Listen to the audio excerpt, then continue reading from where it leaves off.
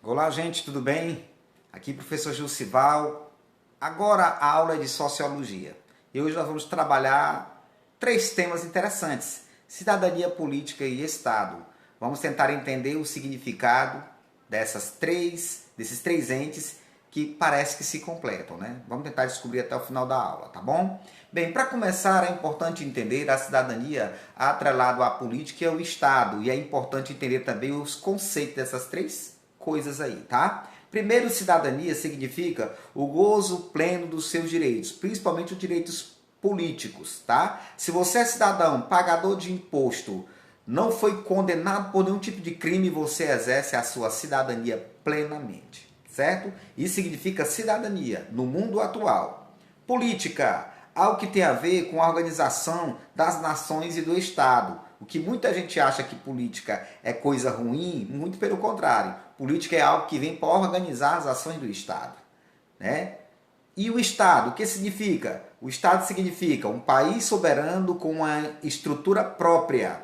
As instituições é quem formam o próprio Estado. Que instituição é essa, professor? As igrejas, a escola, a justiça, tudo isso, o exército, tudo isso faz parte das instituições que compõem esse Estado.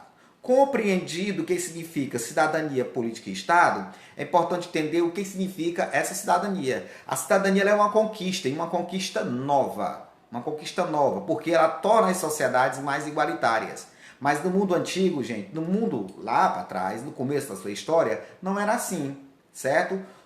Daqui a pouco nós vamos ver, em um próximo slide, o que significava a cidadania naquela época da Grécia e também de Roma. Vocês vão entender, certo?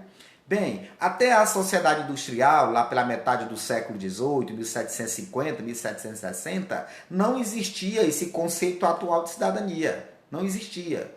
Existia a compreensão de que você poderia obedecer a alguns critérios, obedecer aos senhores, mas você não imaginava como é que seria essa noção. Não existia essa noção de conceito de cidadania atual, tá?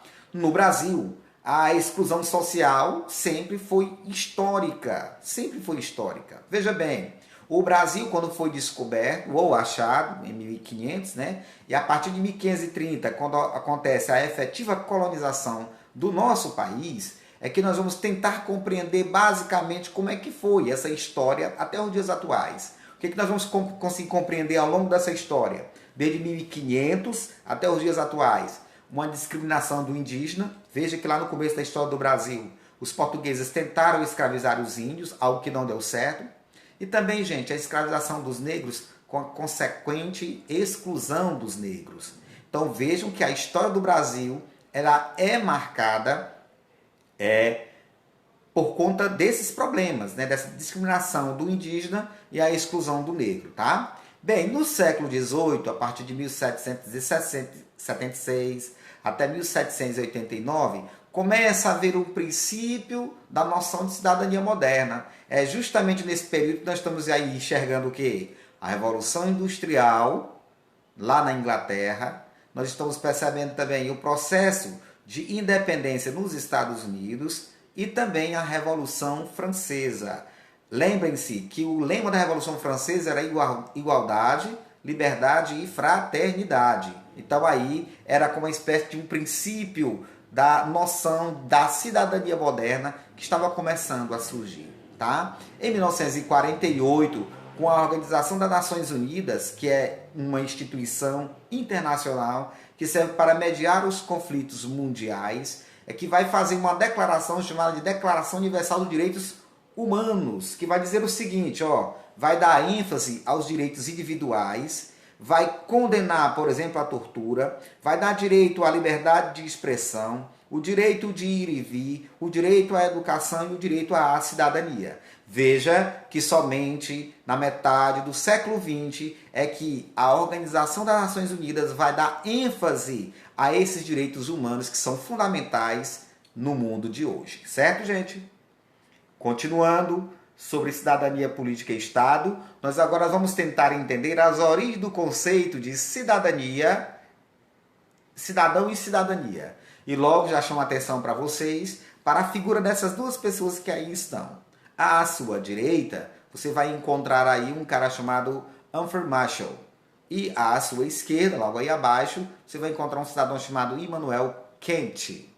Daqui a pouco nós vamos trabalhar e conversar sobre esses rapazes, tá bom? Bem, as origens do conceito de cidadão e cidadania. Para começar, a palavra cidadania, ela vem de cidade. Olha só, cidadania, cidade. Porque dentro da cidade é que você vai entender quem é o civilizado, o que significa civilização, noção do que é civil e civilidade. Tudo isso acontece aonde? Na cidade, tá bom? Ora, quando você entende que cidadania vem de cidade, você vai tentar entender o que significa política. A política ela vem também da cidade. Ela se forma também na cidade. Ela vem da polis, porque a política começa a ser exercida lá na polis grega, lembra? Principalmente em Atenas, tá bom, gente? Principalmente em Atenas, certo? E aí nós vamos tentar entender o conceito de cidadania na Grécia e em Roma. Aquilo que eu falei para vocês anteriormente, que eu ia falar, né, no outro slide, é agora que eu vou falar. O que é esse conceito de cidadania no mundo antigo? Ora, na Grécia, cidadão era aquele que nascia nas cidades-estados. Por exemplo, se eu nascesse em Esparta, eu era cidadão. Se eu nascesse em Atenas, eu era cidadão de Atenas. Agora, se eu migrasse de uma cidade para o outro, eu já não era mais considerado um cidadão, eu já era considerado um estrangeiro. E aí eu perderia a minha noção de cidadania. Então, cidadão seria aquele cara que nascia na cidade, vivia na cidade, portanto, exercia o seu direito de escolha, de poder, enfim, quando você vivia na sua cidade. Mas aí tem um detalhe, viu? É necessário você ser um cara bem nascido, um homem que tivesse posses, poder e influência política dentro dessas cidades, para você ter essa noção de cidadão. Tá bom, gente? Ora, o tempo avança e com as monarquias absolutistas, sobretudo no século XIV, XV, XVI, XVII, nós vamos tentar entender o que significava a noção de cidadania. Era apenas a consciência do dever. É o que o Immanuel Kant fala, que naquele tempo o homem apenas tinha a consciência de que estava fazendo o que era correto, para ele já era a noção de cidadania, para ele já era ser cidadão. E quem é esse Immanuel Kant? Immanuel Kant, gente, é o cara, é um cidadão, né, que viveu 79 anos de idade, naquela região ali do reinado da Prússia, né, nasceu por volta de 1724. Esse cidadão, a Prússia é uma região onde hoje é ali a Áustria e a Alemanha, naquele tempo era chamado de Reinado da Prússia, no século XVIII, né? E esse cidadão, a vida inteira só viu para os estudos, nunca casou, nunca teve filho, com 16 anos de idade já estava cursando a faculdade de teologia na Universidade de Königsberg, né? No interior ali da Áustria, próximo da Alemanha. E logo ele fez o doutorado dele na área de filosofia. E esse cara era um cara extremamente inteligente, autor inclusive de obras como Crítica da Razão Pura, Crítica da Razão Prática, Metafísica dos Costumes, Paz Perpétua. Esse cidadão é um cara extremamente inteligente e que estudou, sobretudo, essa noção de cidadania no período das monarquias absolutistas, tá bom? Depois nós vamos tentar entender, e aí sim, só lembrando, o Immanuel Kant, esse cidadão aí, ó, tá colorido aí, essa fotozinha colorida é o Immanuel Kant, tá? E aí depois nós vamos ter um cidadão chamado Humphrey Marshall, né, que nasceu em 1893 e morreu em 1981. Ele dizia que a cidadania só existe se houver direitos. E para ele o direito era dividido em três grandes vertentes, três partes, né? Chamado de direitos civis, é quando você tem a noção da liberdade pessoal, ali no século XVIII, né? Liberdade, igualdade e fraternidade, liberdade de ir e vir, liberdade de expressão, isso aí já era a noção de liberdade pessoal. Ele também vai dizer também que uma outra esfera seria o direito político, ou seja, a participação efetiva do cidadão na política, e essa ideia vem adquirindo cada vez mais corpo a partir do século XIX, a partir de 1800, né? E depois ele vai falar também a respeito do outra parte chamada de direito social, que seria o trabalho, a previdência para todos. Essa noção desse direito só vai ser conseguida pelo cidadão através a partir do século XX, né? A partir do século XX, a partir do ano de 1901. É quando adquire-se essa noção de direito, sobretudo o direito do trabalho, sobretudo o direito para você adquirir condições de ter a sua previdência para você se aposentar, essas noções de direitos que você vai ter a partir do século XX. Então percebam que esse direito civil, político e social, eles vão crescendo de forma paulatina no meio da sociedade. E quem vai analisar e estudar esse aspecto aí é esse sociólogo britânico chamado Humphrey Marshall, ok? Dando continuidade, nós vamos agora tentar entender as políticas públicas e o dilema da cidadania. Ora, o que são as políticas públicas? Políticas públicas são políticas implementadas para poder amparar aquele que mais precisa, né? E quem é que implementa essas políticas públicas, professor? É o Estado, né? Por exemplo, qual era a noção da implementação dessa política pública para poder ajudar o povo? Ora, quando você coloca um Bolsa Família da vida, quando você coloca uma UBS para funcionar, uma unidade base de saúde para funcionar no seu bairro, isso é uma política afirmativa pública que o Estado, né, a nação, faz para poder amparar o povo, certo? Para amparar o povo. Ora, no socialismo, aquilo que foi pensado por Karl Marx, nós já discutimos tanto isso aqui em outros momentos, ele diria apenas o seguinte, a noção dele era o seguinte, era que no socialismo as empresas seriam estatizadas, o Estado teria o controle maior desses lucros e que, portanto, retornava esse lucro das grandes empresas para o Estado. E o Estado é que assumiria a necessidade da população. Só que esse modelo não foi implementado, gente.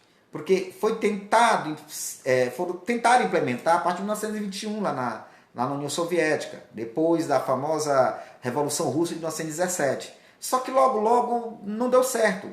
Não deu certo, porque quem estava implementando era o Lenin. E aí o Lenin morre, quem vai assumir o poder vai ser o Stalin. Aí o Stalin não vai obedecer esse critério dessa política, vai ter uma espécie de uma ditadura, né, dentro da União Soviética, e aí não vai acabar implementando essa política que tanto Karl Marx sonhou. Certo? No capitalismo, o que vai prevalecer é a propriedade privada, é o apreço pelo lucro. Ora, e aí, cabe o quê? Cabe ao Estado atender às necessidades básicas do povo.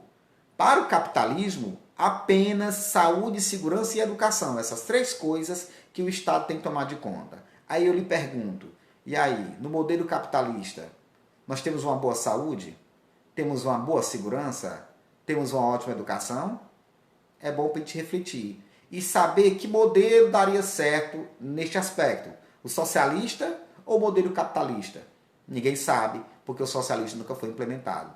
Nós só sabemos que o capitalismo está falhando no aspecto do amparo à saúde, à segurança e à educação. Vide agora a grande crise que nós estamos passando em função do Covid-19. Certo? Bem, o poder político é quem vai operar as políticas públicas. Como assim, professor? Ora, para você criar uma lei, gente, você criar uma lei, que essa lei vai gerar, por exemplo, a criação do Bolsa Família, é necessário ter os agentes que vão criar essa lei. E quem cria essa lei, professor? Os deputados, os senadores. Ora, então, os políticos é que vão operar essas políticas públicas. Vai ser importante ter financiamento público para a educação? Que política afirmativa será essa? O ProUni, o FIES, tudo isso, gente, tem que ser elaborado como um projeto de lei. E quem faz essas leis acontecerem, serem votadas, são justamente os políticos lá em Brasília, lá no Senado, lá na Câmara Federal. Ok? Ora, ao poder econômico do capitalismo, né, cabe eles tomarem de conta da propriedade da sua empresa, visando cada vez mais o quê? O lucro. Mas essas políticas públicas, ela garante um mínimo bem-estar e o consumo para os indivíduos. Eu sou da geração onde nós assistimos aqui no Nordeste muitas crianças passando fome e não chegava a 2 ou 3 anos de idade. Pra você ter uma ideia, na época do regime militar no Brasil, nos anos 70, para cada 10 crianças, 4 não vingavam, morriam de inanição, de fome, de doenças. Por quê que o índice de mortalidade era tão alto assim? Porque não existia uma política pública afirmativa de amparo ao povo. Essa política pública de amparo, ela veio surgir agora nos anos 90 com o governo Fernando Henrique Cardoso e depois implementado pelo governo Lula e dando continuidade no governo da Dilma, do Michel Temer e também do Bolsonaro, porque ainda mantém ainda a política, sobretudo do Bolsa Família, que ampara os mais necessitados. Imagine se não estivesse essas políticas, né? Ora, mas aí tem um grande problema também. Em cima dessas políticas sociais, nós podemos gerar no Brasil a afirmação e o continuismo do clientelismo, que é uma prática comum no Brasil, há muito tempo, que gera uma relação de submissão. Desde o Brasil colonial, do Brasil imperial, do Brasil da República, no começo dos anos 1910, 1920, quando nós tínhamos a marca do coronelismo, onde você tinha o dando que se recebe, o toma lá da cá, né? Aquelas grandes favores que o dono de terra prestava para o coitado do homem que trabalhava no campo e aquele cara acabava votando os candidatos do coronel. Tudo isso fez com que houvesse o quê? Uma prática comum de clientelismo. E no Brasil hoje, essa prática hoje se dá muito através dessas políticas sociais afirmativas, que muitos chamam aí de bolsa, esmola e por aí vai, né? Mas que todo mundo sabe, que quem precisa sabe o quanto é importante para a manutenção da sua família. Mas isso gera, de fato, esse clientelismo, quer queira ou quer não queira, tá? Bem, continuando, nós vamos tentar entender agora as condições de cidadania do Brasil, certo? A cidadania, gente, está associada à liberdade. Só existe liberdade quando os direitos são respeitados. Entenda, cidadania e liberdade, ela só existe no lugar onde tem democracia. Se não tiver democracia, meus queridos, não acontece a cidadania, nem tampouco a liberdade. É por isso que os regimes democráticos, ainda com a sua imperfeição, é o regime mais perfeito, entre aspas, para a sociedade mundial. Outro ainda não tem, porque o regime de ditadura não funciona. Vocês sabem muito bem, no regime de ditadura ninguém tem direito à vez e nem à voz. Certo? Bem, no século XIX, ali entre 1801 até 1900, no Brasil só quem era cidadão, olha só como era interessante. Se hoje todo mundo é cidadão, aqui do Brasil, naquele tempo era considerado cidadão, lá pelos anos de 1801 até 1900, quem possuía terra, quem tinha escravo ou quem tinha um poder local. Aí, em 1891, veio a nossa segunda Constituição, porque o Brasil já teve 7 Constituições. A primeira de 1824, conhecida como a Constituição da Mandioca, e aí em 1891 vem a segunda Constituição com Deodoro da Fonseca, onde ele vai dizer, o primeiro presidente, claro, da República, vai dizer que a Constituição vai ampliar a cidadania, mas vai proibir para alguns. Por exemplo, mulheres não podiam votar, padres, militares não podiam votar, analfabetos também não. Em 1934, há uma nova Constituição do Brasil. Vai ampliar mais ainda a cidadania. Voto agora para padres, para militares e para as mulheres. Atenção, mulheres, só a partir de 1934 que vocês começam a votar para escolher seus representantes, né? Aqui na nossa instituição política do Brasil, tá bom? Mas vai proibir para os analfabetos.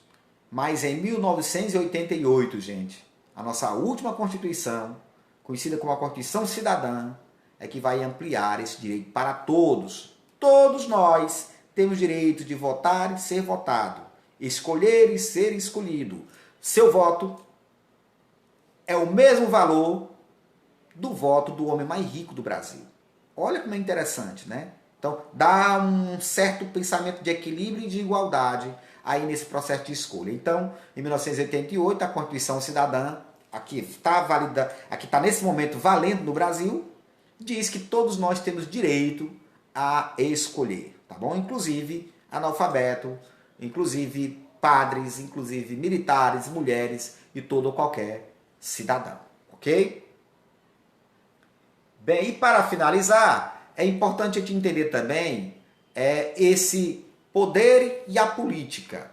Para você exercer a política e exercer o poder, se for necessário você participar e também ter um exercício. Para estar ali, dentro daquilo que nós chamamos de poder e política, você tem que exercitar e participar. Ora, parte da população brasileira odeia o termo política, odeia discutir política. Por quê? Porque as práticas corriqueiras dos políticos brasileiros afastaram o povo de compreender e de pensar. E acha que a política passa exercida por aqueles caras ruins, muito pelo contrário.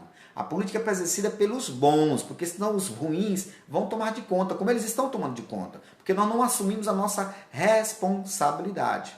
Tá bom, gente? Agora, para você exercer o poder dessa política, é necessário você ter, pelo menos, um poder de persuasão. O que é isso? É você convencer o outro para transformar a sua realidade. Observe muito bem como é que é o modus operandi de cada um desses políticos, né, que estão aí no poder. De 2 em 2 anos, ele cerca você, ele organiza reuniões, ele promete o asfaltamento da tua rua e depois lhe dá R$100 2 dias antes da eleição, você vota no candidato dele e pronto, fica por isso mesmo. Daqui a 2 anos ele retorna novamente, dá maior cara de pau e diz que o asfalto está chegando. Aí o asfalto chega, mas agora é obrigado a fazer o quê? O quebra-mola. Porque está tendo muito acidente. Aí ele promete o quebra-mola, faz outra reunião na sua casa, lhe dá mais R$100, organiza tudo e você acaba votando naquele candidato. Ora, minha gente, enquanto existir esse modo de fazer política no Brasil, nada muda. Nada muda porque ninguém vai ter essa consciência de querer mudar. Tá bom, gente? Agora, tudo isso acontece porque o Brasil tradicionalmente já deixou o povo de fora das decisões. Olha, quando o Brasil era império, Dom Pedro I mandava, Dom Pedro II mandava, o povo não era consultado para nada. Quando o Brasil tornou-se uma república da Fonseca, o povo nem sabia que estava mudando do regime imperial para o regime da república. Quando Getúlio Vargas deu um golpe em si mesmo, em 1937 instituiu o Estado Novo, a ditadura Vargas, no Brasil até 1945, o povo não participou disso também não. E em 1964 até 1985, quando veio o regime militar, novamente o povo também não foi consultado para nada. Ou seja, é por causa disso que o povo tem ojeriza, tem nojo da política. Porque o povo, de fato, realmente é só apenas consultado em período eleitoral e sendo utilizado como massa de manobra. Essa é que é a grande verdade. Então, a prática política cotidiana na atualidade no Brasil é o que nós chamamos de democracia representativa. Você dá direito a alguém te representar no parlamento municipal agora, por exemplo, para vereador. Você dá direito também a alguém te representar no parlamento estadual, lá na Assembleia, ou no parlamento federal, lá para ser deputado ou senador, ou que alguém lhe governe, ou que alguém vá ser seu presidente. Então o povo outorga, dá esse direito através do voto para alguém exercer esse poder dentro da política nacional. E a divisão do poder político no Brasil, vocês sabem muito bem, que é aquilo que Montesquieu já falava no século XVIII, lá na época do Iluminismo, de que a tendência que o poder ficasse concentrado na mão de uma só pessoa, que essa pessoa iria abusar desse poder. Então, para ele, o ideal seria dividir o poder em 3 esferas. O executivo, o legislativo e o judiciário. E você sabe, executivo é aquele que executa, no caso, o presidente do Brasil, Jair Bolsonaro, é que está sendo o chefe do Executivo Nacional.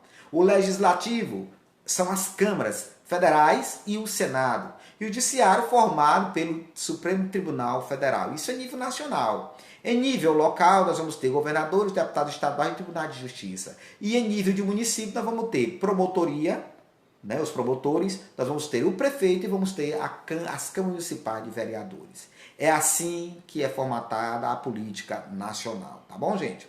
Espero que eu tenha contribuído com vocês, que vocês tenham entendido basicamente o que é a cidadania, a política e o Estado. E em uma próxima oportunidade, a gente volta trazendo mais aulas para você, viu, gente? Um abraço e até a próxima!